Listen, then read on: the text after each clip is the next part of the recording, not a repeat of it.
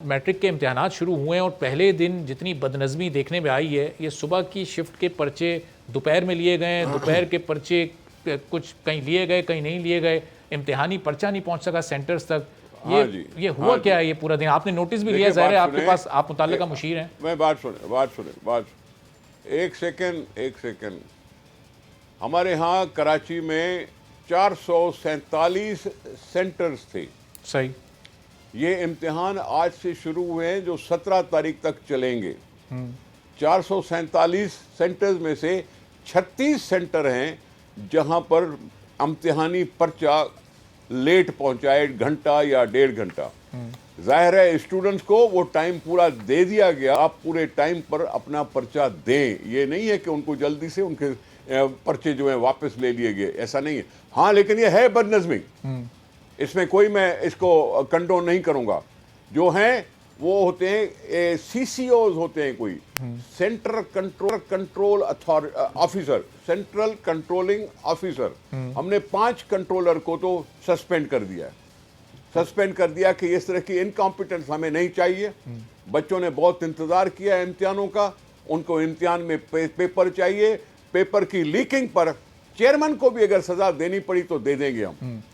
थोड़ा सा पेपर आज पहला दिन है। लीक होना एक अलग मसला है, वो जो फिजिक्स का पर्चा लीक हुआ ये एक अलग इशू है, लेकिन वो जहां सुबह का टाइम था 2-2, 3-3 घंटे तक टाइमिंग का मसला है ना। टाइमिंग में मैं वही अर्ज कर रहा हूं, मैं टाइमिंग में 36 सेंटर थे जहां लेट पर्चा पहुंचा। अब ये लेट पर्चे की वही बात है, सजा मिली उन सीसीओज को जिन्होंने काम नहीं किया अच्छी तरह से। उनको टाइम दे दिया गया, बच्चों से के साथ ज्यादती नहीं होने देंगे हम, लेकिन जरूर लेट पहुंचा है तो मैं इसको बदनज़मी ही कहूंगा ना। और इसकी बदनज़मी मुझे कबूल नहीं है। मैंने कह दिया है, चेयरमैन साहब से भी बात कर दी है, वो जो चेयरमैन बोर्ड के हैं उनसे भी मैंने बात की है। मैंने कहा आप अपनी रिस्पांसिबिलिटी निभाएं, नहीं तो सजा के मुस्तहक आप होंगे। सही। तो खुर्जा वैसे ये बदनज़मी की वजह अब तक ज़ाहिर है आपको भी बहुत सारी वजूहात पता चल सकी होंगी। इतने तवील अरसे से छुट्टियां थी, बहुत अच्छा होमवर्क हो सकता था, बड़े अच्छे इंतजाम के साथ ये तमाम इम्तिहानात मुनक्किद हो सकते थे, फिर ये बदनज़मी पैदा क्यों हुई? कहीं कोई वजह आपकी समझ आई? बाबा ठीक है, ठीक। पूरा साल तो हम इस माहौल से ही निकल गए थे कि कभी इम्तिहान होंगे भी कि नहीं होंगे। कोई ठंडे हो गए होंगे, कोई एहतजाज कर रहे हैं कि इम्तिहान मत लो, कोई इम्तिहान ऐसे हो रहे हैं कि जिसमें सिर्फ ऑप्शन सब्जेक्ट्स का इम्तिहान हो रहा है, कंपलसरी का नहीं हो रहा, पता नहीं कुछ हो रहा है। जो कुछ भी थोड़ी बहुत कंफ्यूजन वैसे ही है, लेकिन आहिस्ता आहिस्ता जिंदगी अगर नॉर्मल तरीके से चलने शुरू हुई है तो उसको हम भी नॉर्मलाइज कर देंगे। और मैं कल भी देखूंगा, अच्छी तरह से देखूंगा कि कल यही वही मिस्टेक्स जो हैं वो रिपीट ना हो।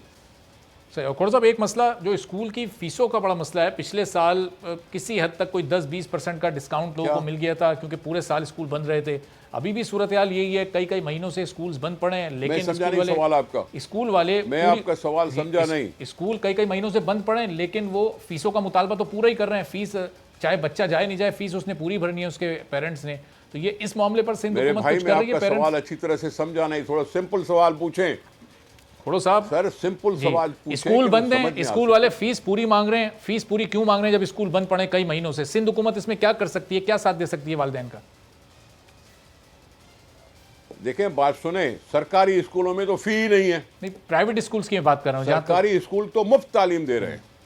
एक सेकंड भाई, आपने प्राइवेट का लफ्ज नहीं कहा तो इसलिए मैंने जवाब दिया ना। फीस तो प्राइवेट स्कूल, आपने प्राइवेट का लफ्ज कहा नहीं, इसलिए मैंने जवाब दिया कि सरकारी स्कूल इंटर तक, इंटर कॉलेजेस की जो एजुकेशन है वो तक भी हमने मुफ्त कर दी है। न सिर्फ स्कूल, लेकिन कॉलेजेस भी, सरकारी कॉलेजेस, सरकारी स्कूलों में मुफ्त तालीम है। रही बात प्राइवेट स्कूलों की, अब प्राइवेट स्कूल कुछ बड़े स्कूल हैं, कुछ नामवर स्कूल है, कुछ नहीं नामवर स्कूल है। कोई मैट्रिक बोर्ड के इम्तिहान देता है, कोई कैम्ब्रिज के देता है, कोई ऑक्सफोर्ड के देता है। अब ये प्राइवेट स्कूलों के लिए उनसे मुलाकातें होती रहती हैं। ये वजारत तालीम का जिम्मेदारी बनता है कि वो इंश्योर करे, क्योंकि ये आप जो कह रहे हैं ना कि जी छुट्टियां हैं, स्कूल बंद हैं, लेकिन फिर भी फीस ली जाती है, ये इशू यहाँ नहीं सारे दुनिया में है। सर सिर्फ छुट्टियां नहीं, कहते हैं कि कोविड की वजह से बंद थे स्कूल, कोविड की वजह से कई महीने स्कूल बंद रहे लेकिन फीस ली जाती रही। कोविड की वजह से, कोरोना की वजह से जब स्कूल्स बंद थे, लॉकडाउन की वजह से। देखिए मेरे भाई, मैं वही कह रहा हूँ, मैं वही कह रहा हूं, वेकेशंस की भी फी ली जाती है, वेकेशंस की भी फी ली जाती है कि जी उनके टीचर रखे हुए हैं, इसलिए हम क्या करें, हमने उनको तनख्वाह देनी होती है। आप खुद से आए थे प्राइवेट स्कूल में दाखला लेने के लिए, हमारी जो शरायतें आपने कबूल की थी, आप शरायत पे अमल करो। ये प्राइवेट स्कूल कहते हैं। सही। वैसे खोड़ साहब, जब सिंध में आप बाकी रही बात इंटर तक हुकूमत आपने के ये तालीम फ्री स्कूलों की की, हुई है, फिर ये लोग प्राइवेट स्कूल्स में क्यों अपने बच्चों को लेकर जाते हैं पढ़वाने के लिए? हमने सरकारी तौर पर हमने सरकारी स्कूलों में मुफ्त की है। हाँ, नहीं, जब हमने प्राइवेट स्कूलों की मुफ्त करने की बात नहीं की मैंने। ये सरकारी जब तालीम फ्री है, फिर लोग प्राइवेट स्कूल्स क्यों जाते हैं अपने बच्चों का एडमिशन कराने? खोड़ो साहब, अब देखें, प्राइवेट स्कूल में जाते क्यों हैं, इसका मैं जवाब कैसे दे सकता हूं भाई? मैं इसका जवाब कैसे दे सकता हूं? हमने ऑफर की है कि हमारे यहां आओ, हमारे यहां बेंचेस भी हैं, हमारे पास खोड़ो साहब, पक्का भी है, हमारे पास आपके अपने बिल्डिंग भी बच्चे, है, आपके हमारे रिश्तेदारों के पास बच्चे, उस्ताद भी है। वो सब सरकारी स्कूल्स में ही पढ़ते हैं या पढ़े हैं, उन्होंने सबने सरकारी स्कूलों से तालीम हासिल की नहीं, है। ऐसे गलत बात नहीं करो। देखो, बात को घुमाओ मत।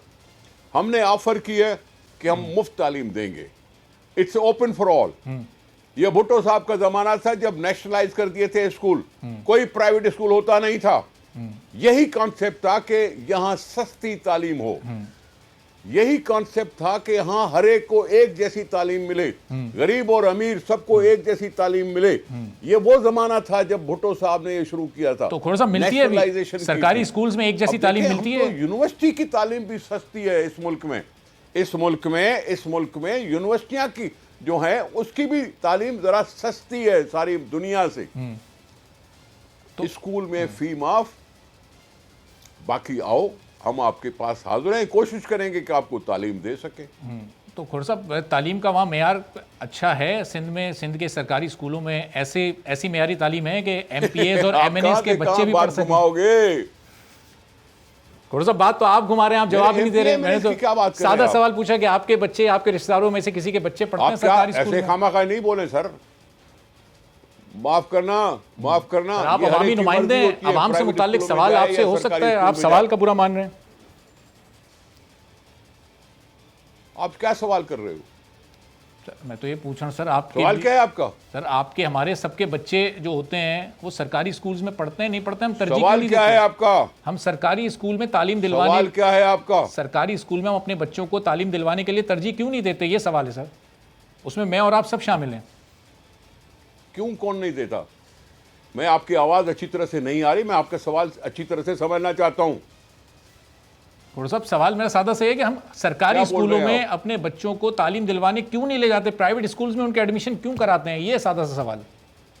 मैं आपकी और अपनी बात कर रहा हूं, हमारी तरजीह क्यों नहीं होती? सुनो, हम इतने लाखों बच्चे सरकारी स्कूलों में पढ़ते हैं, लाखों बच्चे सरकारी स्कूलों में पढ़ते हैं। प्राइवेट स्कूल्स में 5% 10% लोग जाते हैं।